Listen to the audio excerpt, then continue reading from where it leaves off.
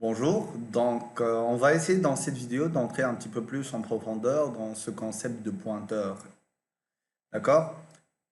De passage par adresse, par valeur et de tout ce qui va avec. Donc ici, on a trois fonctions. Une fonction principale main qui va avoir ces instructions-là et deux fonctions int produit et une fonction, plutôt une procédure si on parle de point de vue algorithmique, qui s'appelle permutation. Donc ici, on va commencer à voir ligne par ligne qu'est-ce qui se passe. En fait, au départ, on a deux entiers, entier 1 et entier 2. Voilà, bien sûr, là. C'est comme ça qu'il faut faire. D'accord. Maintenant, l'idée, c'est quoi? L'idée, en fait, c'est de comprendre ce qui se passe au niveau de votre mémoire.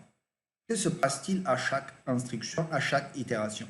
Pour ce faire, on va faire une petite simulation de ce qui se passe et ce qui se passe dans la RAM. D'accord? Voilà. Donc, là, on va commencer à exécuter ligne par ligne les différentes instructions de notre fonction principale qui est main ici. Et on va voir à ce niveau-là l'affichage.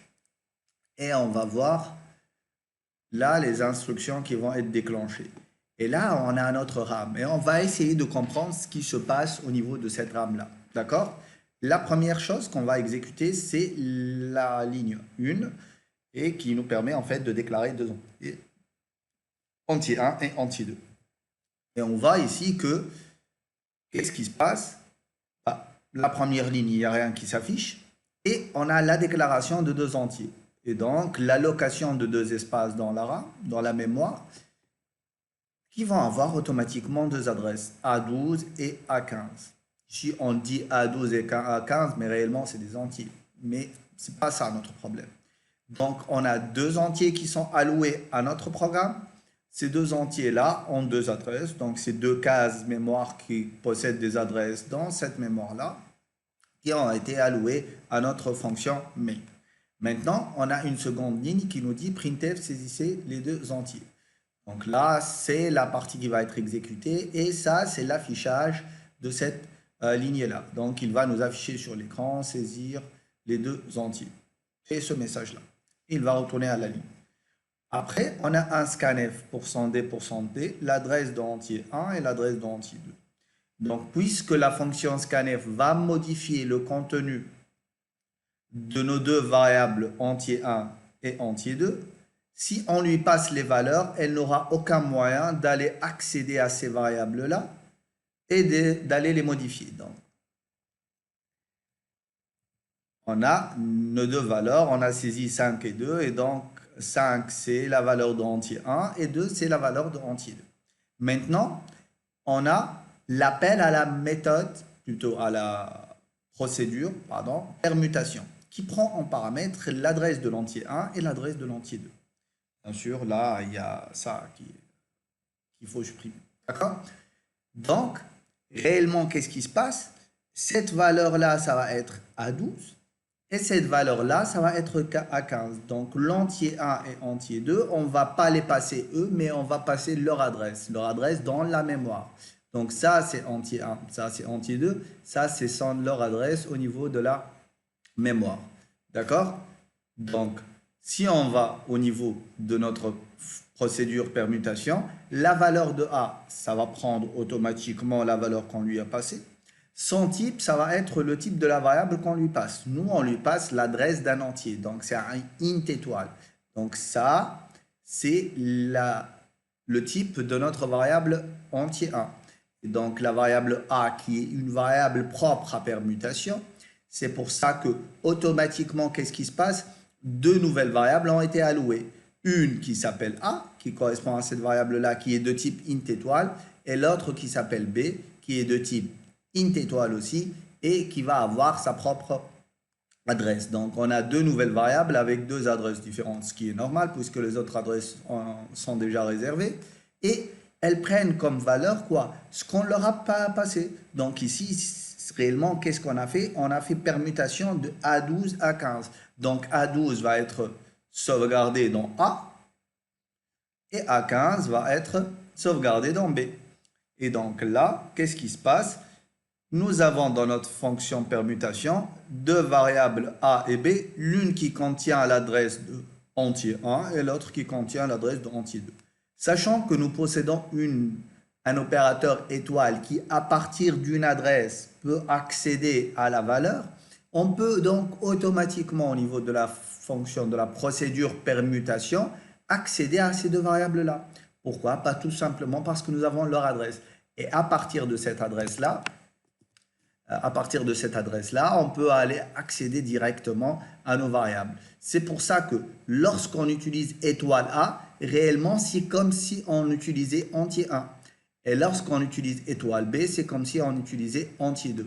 Parce qu'on référence cette adresse-là. On pointe sur cette adresse-là et on peut accéder à la variable. Donc, puisqu'on a l'adresse, c'est comme si on avait la clé qui nous permet d'accéder directement à notre variable. Ce qui fait que toutes les modifications au niveau de permutation vont être faites directement sur les variables entier 1 et entier 2. C'est pour ça que les valeurs 5, 2 ont été modifiées et transformées en 2, 5. Pourquoi? Tout simplement parce qu'on a accès direct à ces deux variables-là et qu'on a exécuté un algorithme très simple de permutation de deux variables.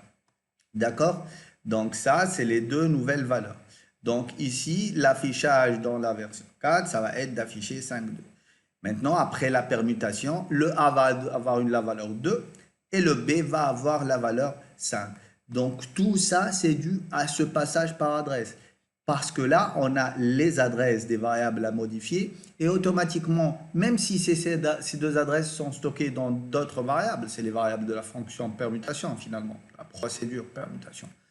Pensez, il n'y a pas de différence entre fonction et procédure, mais on essaye d'avoir un vocabulaire algorithmique plus apte et valide pour tous les langages.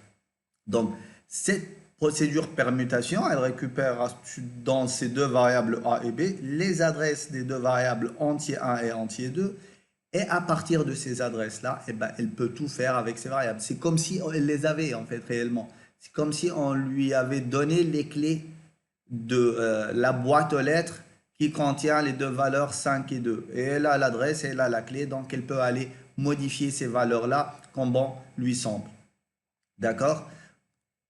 Et finalement, lorsqu'on appelle produit de AB, eh ben, on lui donne quoi? Les valeurs 2 et 5.